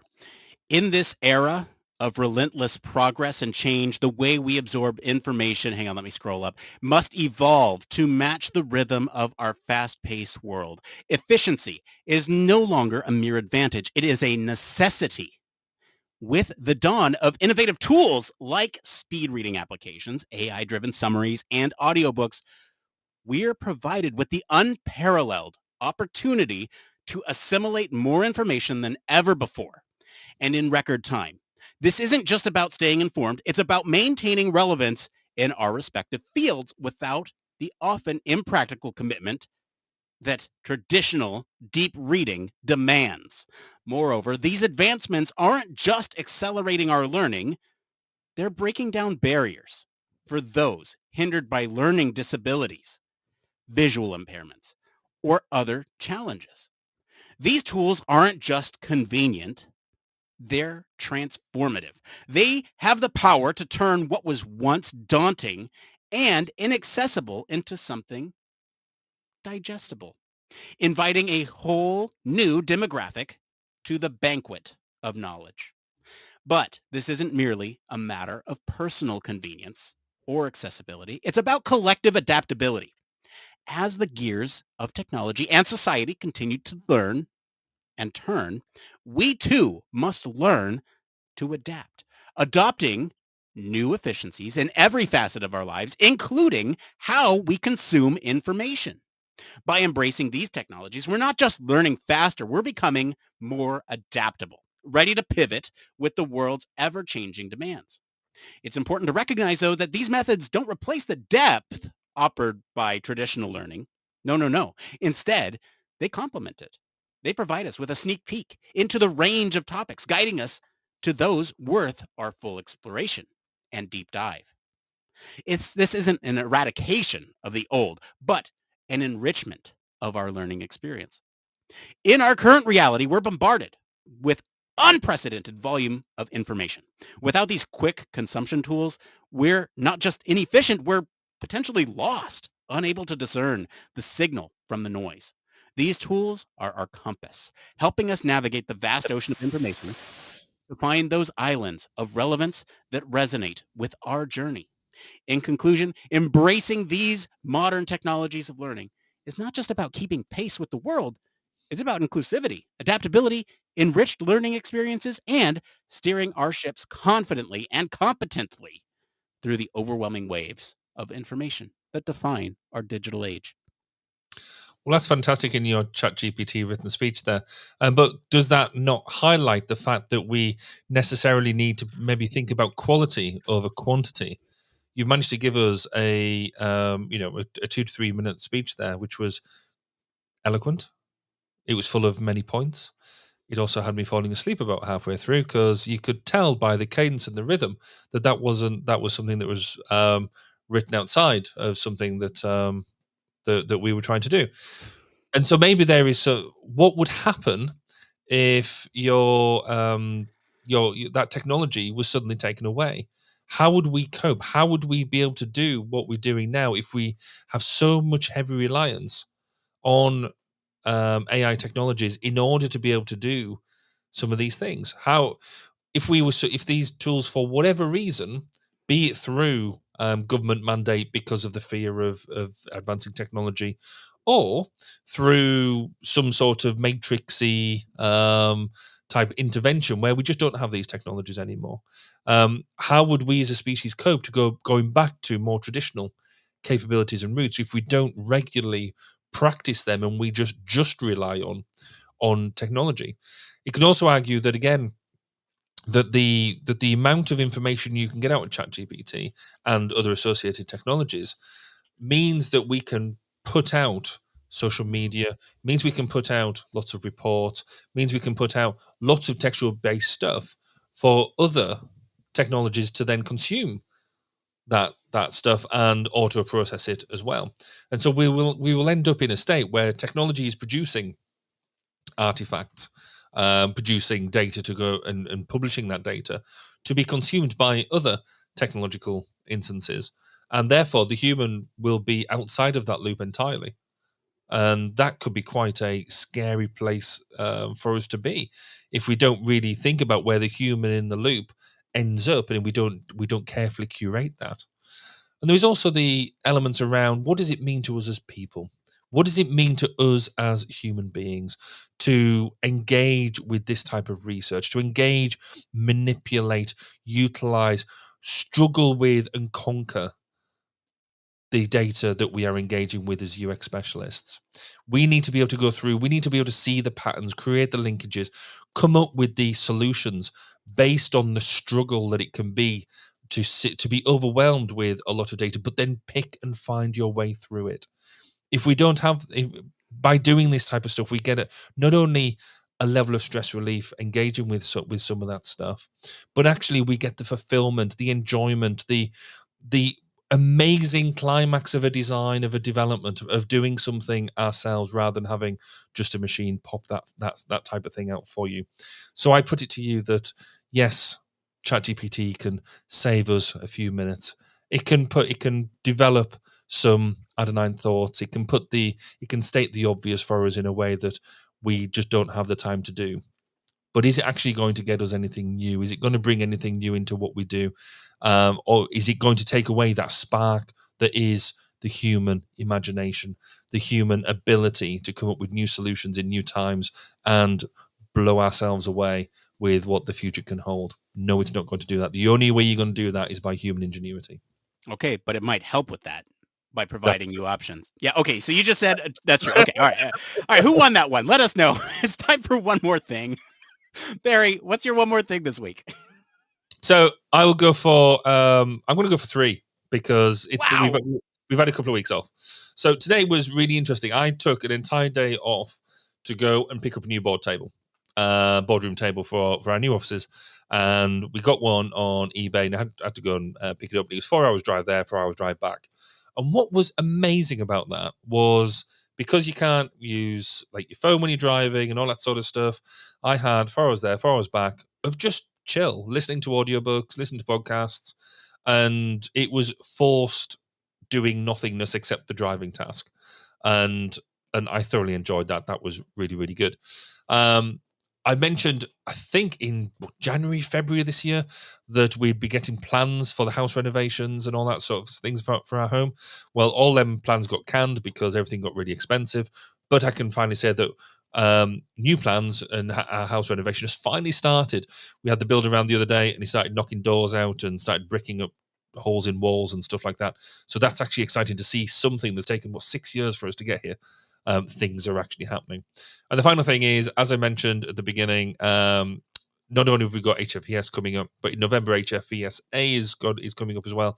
And so I'd recommend that people, that if you want to go to another hybrid conference, that our friends in Australia are going to put on a cracker of a conference, and we should try and engage with it. Yeah, That's great shout. I have plenty, but I'm going to save some for later. The one that I will talk about is I managed to get an inbox 0. no. Yeah. How do you do that? Well, you just take everything and mark it as read and then archive it, and then you're good.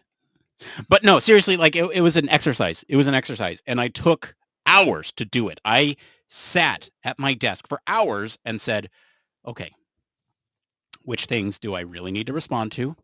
Which things can I trash? Which things require action?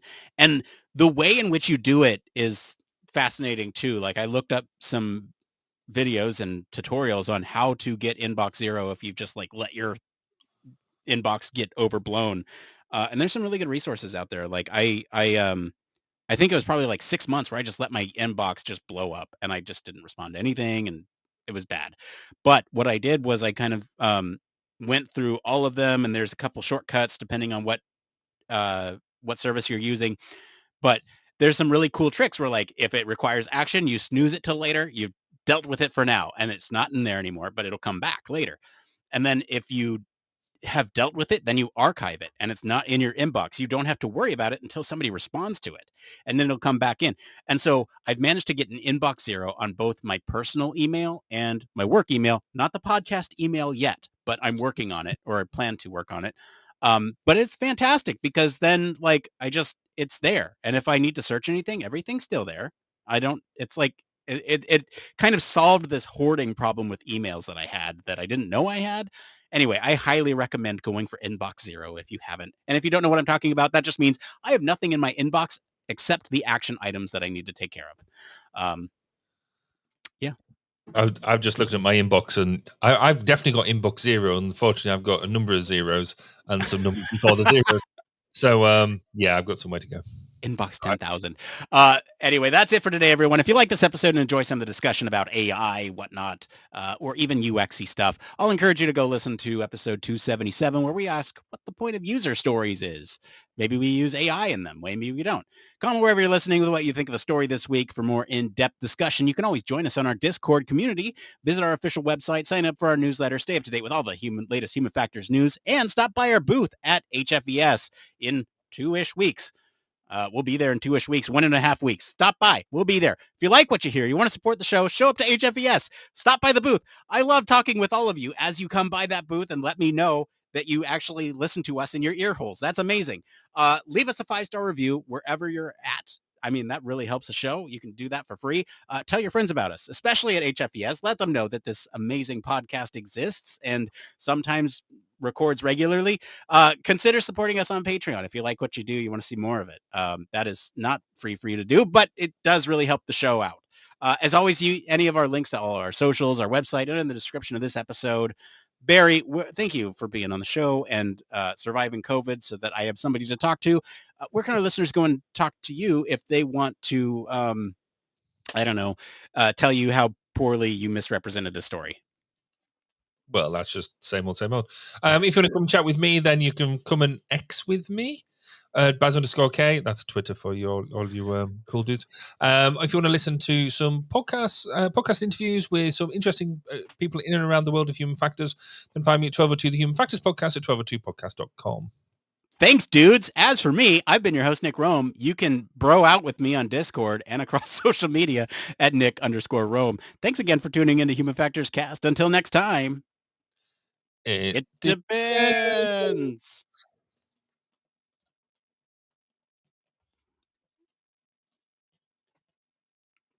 There's like a massive delay. There we go. Oh.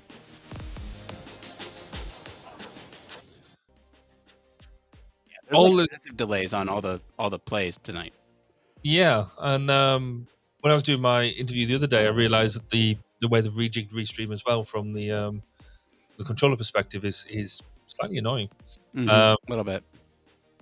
I'm sure it's just one of these things to get used to, but still, the things you said about doing the whole dude and thing today. Have you seen on TikTok or other short reel platforms the stuff with Crush at Disney World?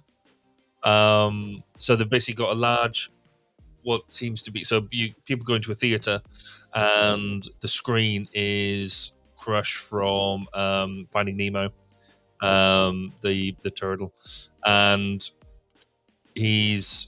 what they've got is it's sort of interactive, but it is interactive. So so Crush will be talking to audience members and reacting to it, reacting to the speech. So clearly they've got actors behind it, but they've got loads of animation going on as well. And the thought, and they must have done so much persona analysis on this to get the right sort of graphics in play, the right sort of reactions in play. It's just phenomenal, and there's now a couple of people who made like sort of Crush accounts, and that you can go through and see some of the interactions, and it's really well worth watching. It's very clever. Awesome. It's probably ridiculously simple, but it's well worth watching. I have a similar I guess TikTok thing that shows up for me that's like the stormtroopers at Galaxy's Edge. They do something similar because they don't have they have pre-programmed responses. And so the way in which they respond to fans at the parks is not them talking through their mask.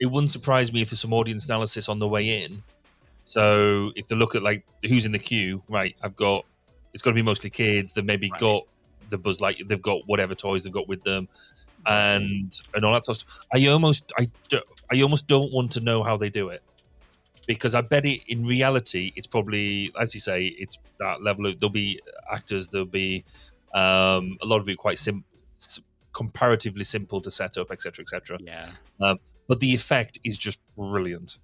I think it's really, really impressive, and I've been quite blown away by it, and makes me almost want to go to Disney in the States. So I want to go anyway, but that's been a thing. So, I'm gonna switch gears and talk about something completely different. Cool. Are you ready for it? So, you familiar with the television program? It's Always Sunny in Philadelphia. Nope. You are unfamiliar with that program. Okay. Now, I want you and everybody listening to this, because this is one of the other one more things that I had. I'm not gonna spoil the one more thing, but it's helpful context if you go and watch one particular episode. Okay, just one episode. That's all I'm demanding of your time. It's 20 minutes, and it just really, really is hilarious if you work in our field. Okay. It's season 16, episode 8. And the title is Dennis Takes a Mental Health Day. Okay, now the premise of this show, for those unfamiliar, is that these characters are all unlikable. You don't have sympathy for any of them, and they're just the worst people on Earth. You actually develop some sympathy for Dennis in this episode because of what he goes through.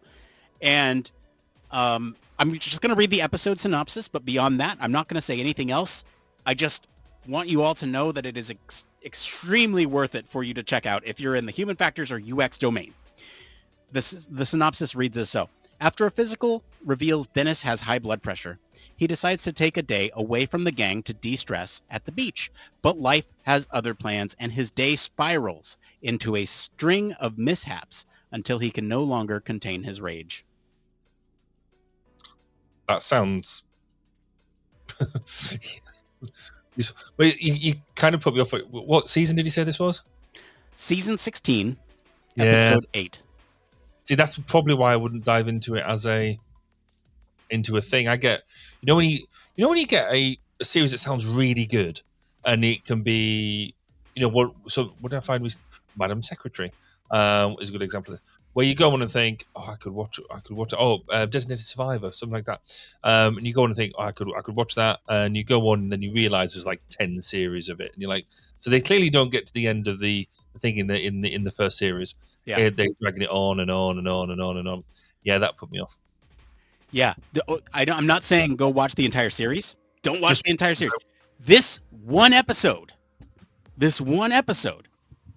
and let me just put it this way. It's rated a 9.2 out of 10 on IMDb. So it's not just me that enjoys this. There's only a few other episodes that come close to that. So, if you look at the top rated episodes, I think this one places, it's tied for number 7 out of the entire 16 season series. So it's a very good episode, and especially good if you are in this domain. And I could not stop laughing. Cool. I just cannot stress it enough. You should go watch it. And then my one more thing will be about that next time we talk. So now I feel like I've got homework. You do? A little bit. Okay. Actually, what made me laugh the other day as well is because I want to get back to watching. I want to do the whole watch the West Wing from start to finish. Okay. That's well. But there is one of the episodes in West Wing where ergonomics plays a major part. Yeah. And I keep on wanting to cut that and use that in a presentation somewhere. I just haven't found the opportunity to do so yet. Oh, this episode, by the way, would give you plenty for something like that. Oh, cool. Well, actually, because I've got a large presentation coming up in is it 2 weeks' time, where I'm doing a national presentation to business people. So that might be. In fact, we're starting to get onto my. It's the time of the year where I start doing university lectures, and I've done for the past few years. That they tend to towards the end of the year. I'll go and do lectures at universities about what it's like to do human factors in industry, and try to encourage people down the human factors route rather than just your psychology or whatever. So yes, if it's got content for that as well, then I might go and partake in some of that for that. Yeah. Hey, I'm going to call an audible here, and we're going to talk production really quick, Barry. Is that okay with you? That works for me.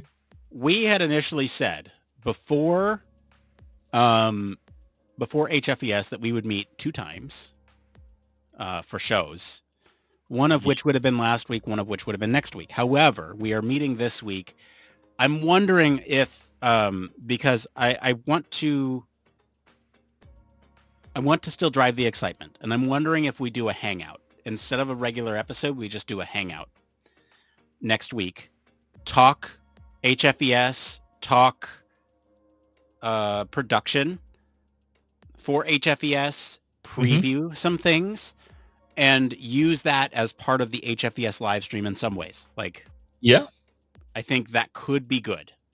And it would be great to like promote and say, hey, this is the HFES prep hour. Like, call all your friends. What do you want to see from the conference? Give us ideas. So that way we can go out and get some of this stuff for the conference. I would love that. Have it an interactive medium. Maybe put out a couple calls on LinkedIn. So that way next Thursday, we do that. What do you think?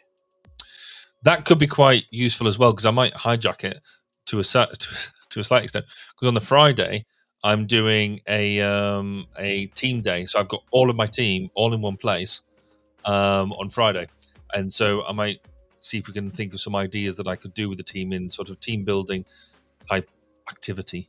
I've got some things that I want to do, and I might have even got some of the Imagineering Lego to do that with. But I've only got one set of it. I might need to get a few more sets of it to make it work properly. But I haven't had an opportunity to use that, so I'll be bringing the Lego out.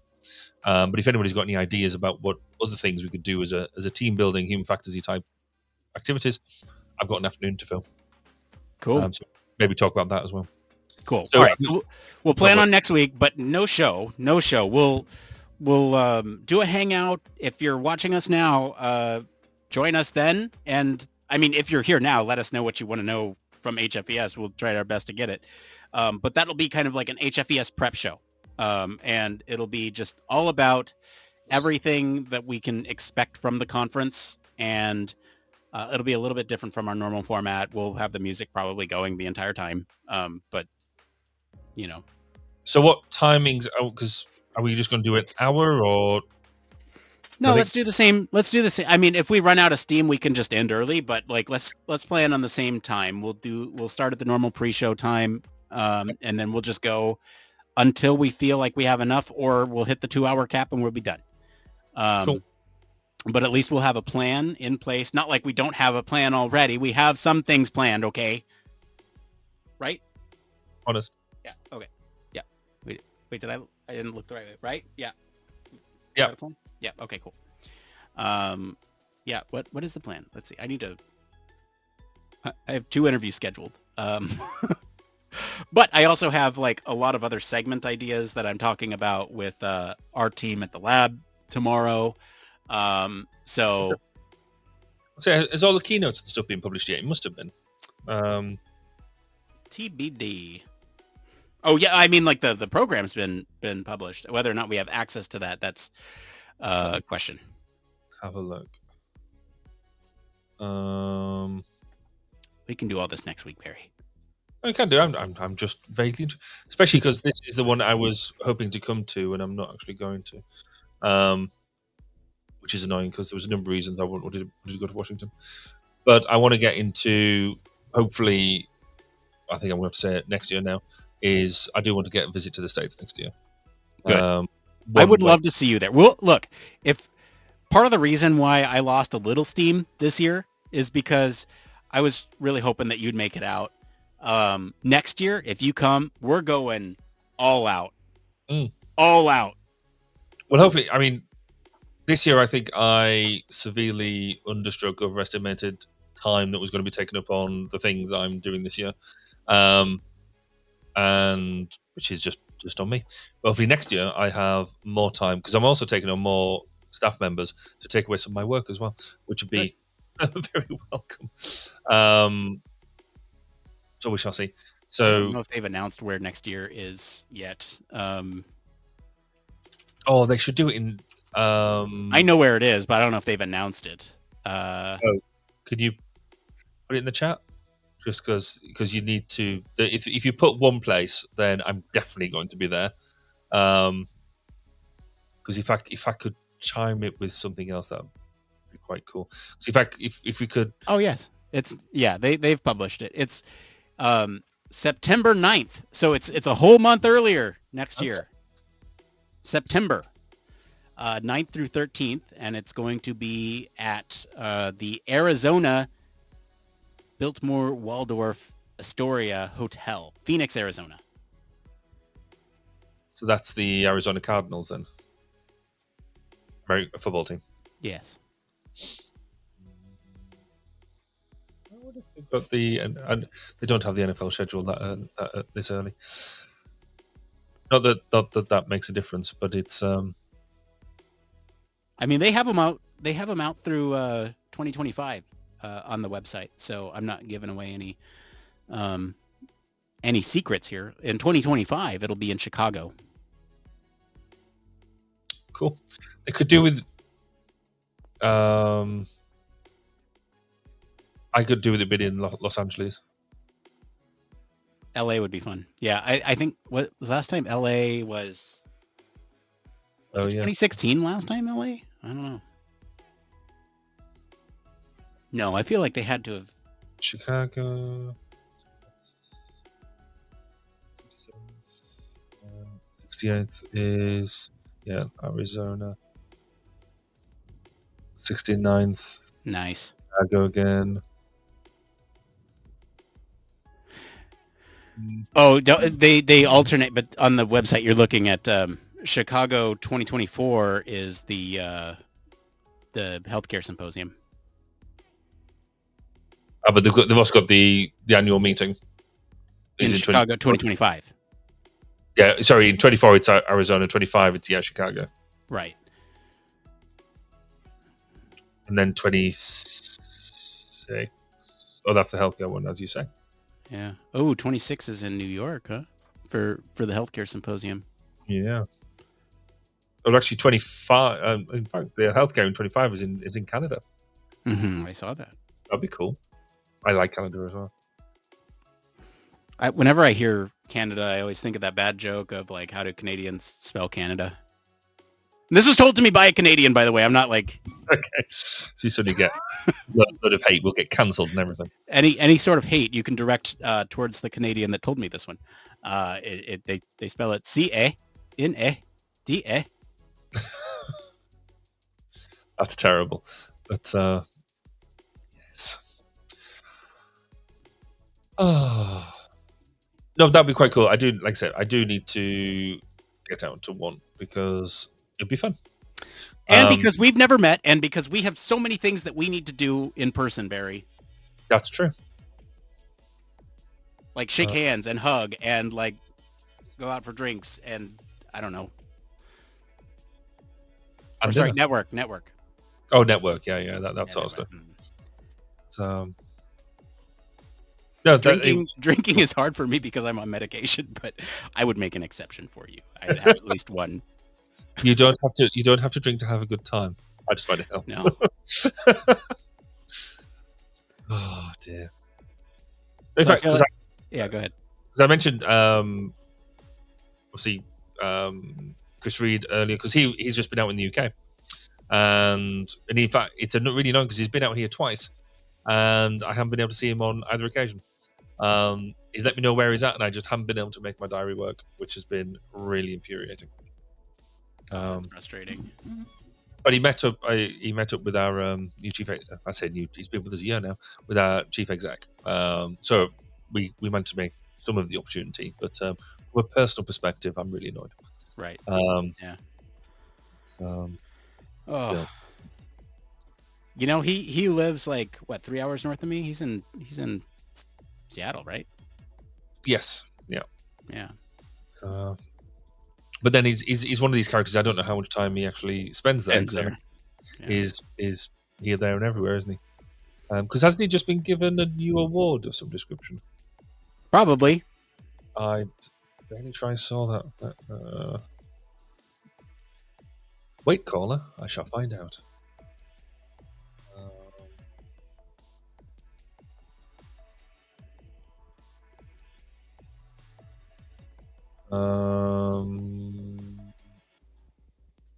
Oh, Sharon's already done that with him. Okay, fair enough.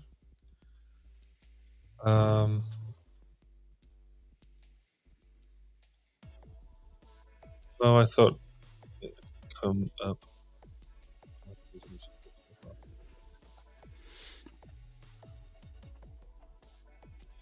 Ah, there it is. Let me bring up that post.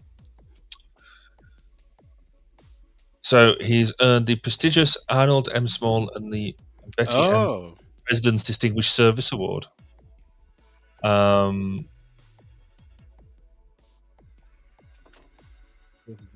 Awards I've heard of. And he's been elected fellow of the HFES. Wouldn't he have already been a fellow? Given that he was like the president and all. But I think, I mean, maybe HFES uses fellowship in a different way to what we do.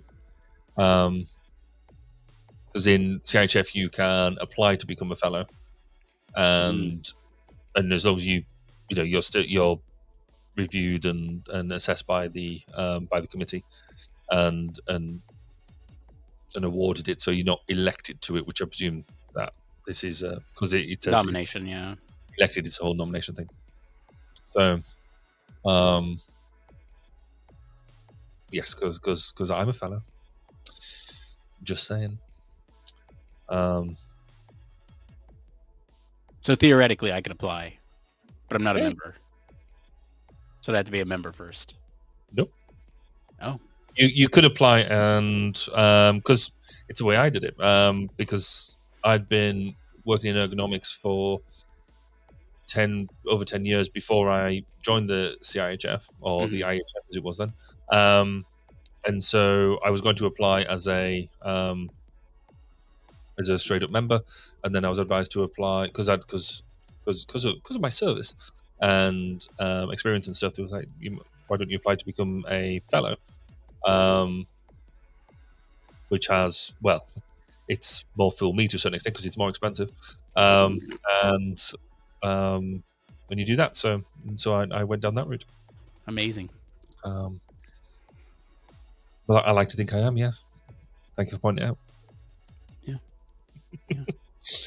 But yeah, no. So with your experience, you could apply, and you fill out the paperwork, and it's actually in some ways. So if you join to become a member, you then have to have your logbook. You have to have your experiences all written up and all that sort of stuff, as you would for any sort of continuing professional development thing. It's slightly more stringent, and so you have to have that written up in order to apply to show that you do the full range of 5. Do the thing, yeah. Whereas with a fellow, the idea is that you're, I guess, presumably, because of your level of service, length of service, then you are a bit better known. And it should be slightly more of, yeah, of course, they should be a fellow, rather than having to go out and do you still have to do a body of proof, right. But it's a slightly broader format because you should have contributed to human factors. By the way, I just love the testimonial on the Chartered Institute website. This is a great career milestone for me.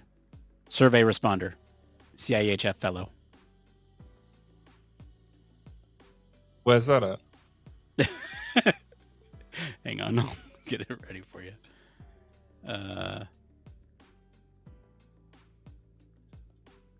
Where is the share screen? There it is. Okay. Yeah, we got just a couple minutes left here, but I do want to show you this. Let's see. There's that. Yeah, I'm on the Chartered Institute website. Let me share my screen. There it is. You scroll down here. Oh, membership. Yep. This is a great career milestone for me. Survey responder. Oh man. It's that testimonial there. That's one of the things I should have put in my one more thing, because actually we're doing a career member survey at the moment, and it's interesting because I don't know, I'm very naive. I would have thought that anybody and everybody would want to eagerly input into the future of the institute. That's so not the case. So I'm currently on a big drive at the moment to try and encourage people to fill out the survey.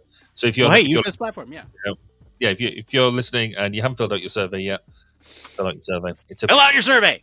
It's a personal email from me, which was a surprise to me when I received it. And so I got an email to Barry Kirby from Barry Kirby, the president. Hey, Barry Kirby. I'm Barry Kirby, president of the Chartered Institute. But I put that into a LinkedIn post. I think I saw that one. And I was just surprised as anybody else. But which I obviously did know that it was going out. But right. Well, dude, like right at 4:01, I yawned, which means my body is ready to sign off. So I think we'll end it there. We'll be back next week to do a whole prep show on HFES. Join us then. And of course, if you're going to be at HFES, stop by the booth. Say hi.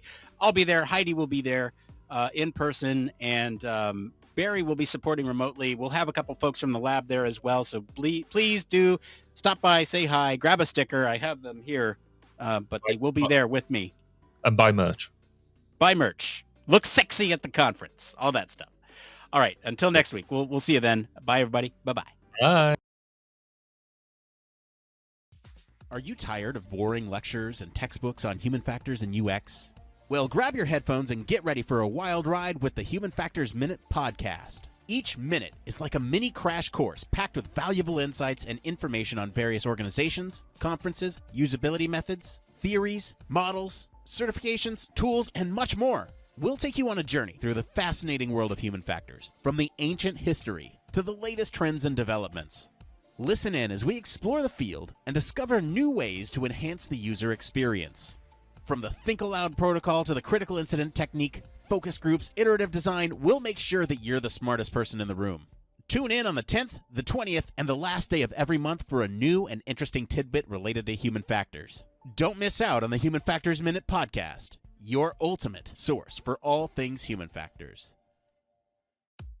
Human Factors Cast brings you the best in human factors news, interviews, conference coverage, and overall fun conversations into each and every episode we produce.